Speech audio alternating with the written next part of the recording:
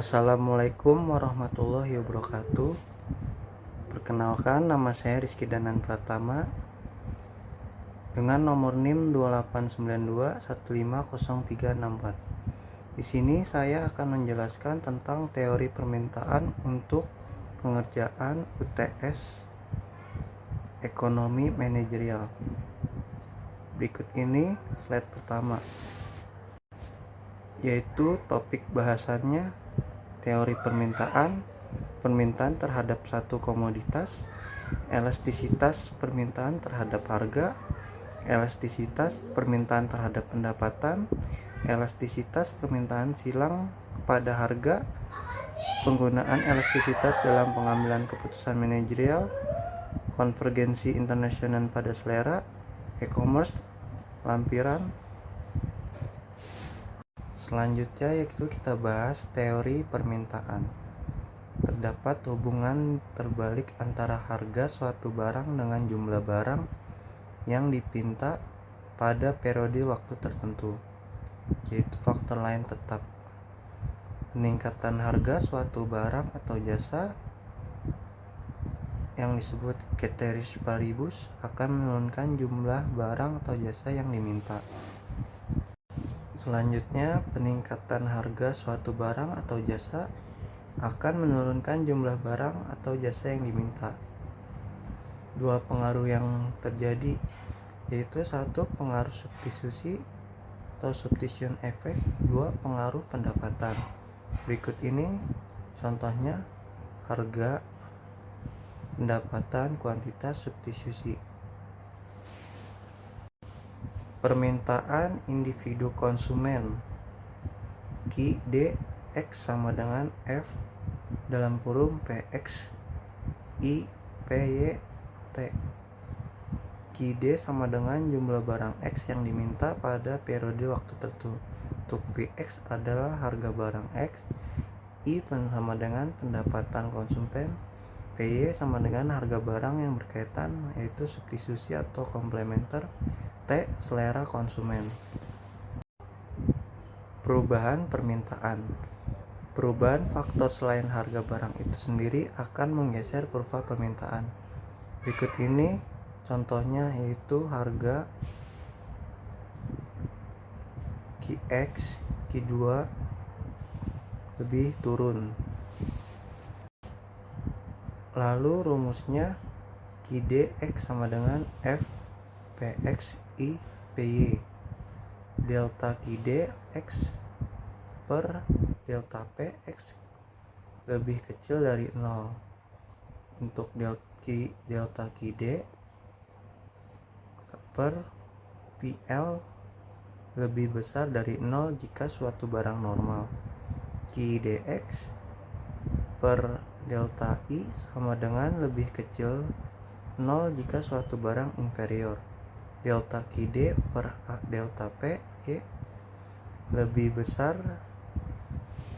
dari O jika X dan Y substitusi. Delta QDX per delta PY sama lebih kecil 0 jika Y, X dan Y komplementer. Ini permintaan pasar penjumlahan horizontal pasar individu. Individu 1 yaitu QDX per PX naik. Lalu untuk individual 2, lalu market berikut PX, QDX dan PX. Kemudian fungsi permintaan pasar QDX sama dengan F PX N I PY T. QD-nya sama dengan jumlah barang X yang diminta pada periode waktu tertentu. Untuk PX sama dengan harga barang X dan N jumlah konsumen. I sama dengan pendapatan konsumen, PY sama dengan harga barang yang berkaitan substitusi atau komplementer, T yaitu selera konsumen. Lalu elastisitas harga permintaan. 1. Elastisitas titik. EP sama dengan delta Q per delta P per P sama dengan delta Q per delta P kali P per Q. Fungsi linearnya EP sama dengan A1 dikali P per Q. Untuk elastisitas harga permintaan yaitu elastisitas per busur. EP sama dengan Q2 dikurang Q1 per P2 dikurang P1 kali P2 tambah P1 per Q2 tambah Q1. Penerimaan marginal dan elastisitas harga permintaan yaitu MR sama dengan P dalam kurung 1 tambah 1 per EP. Penerimaan marginal dan elastisitas harga permintaan PX di bawahnya MRX dibaca EP lebih besar dari 1, lalu EP sama dengan 1, EP lebih kecil dari 1. Untuk penerimaan marginal, penerimaan total dan elastisitas harga TR, lalu MR lebih besar dari 0, EP per 1, lalu MR lebih besar dari 0, EP lebih kecil dari 1. Lalu ada faktor-faktor penentu elastisitas harga permintaan. Permintaan terhadap suatu komoditas akan lebih elastis jika mempunyai banyak substitusi, didefinisikan secara lebih sempit, lebih banyak waktu tersedia untuk menyesuaikan perubahan harga. Itu elastisitas jangka panjang atau pendek.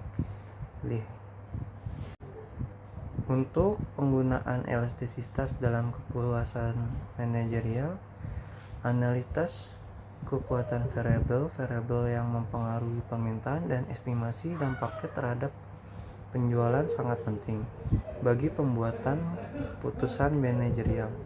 Variabel-variabel tersebut ada yang dapat dikendalikan dan ada juga yang di luar kendali manajemen.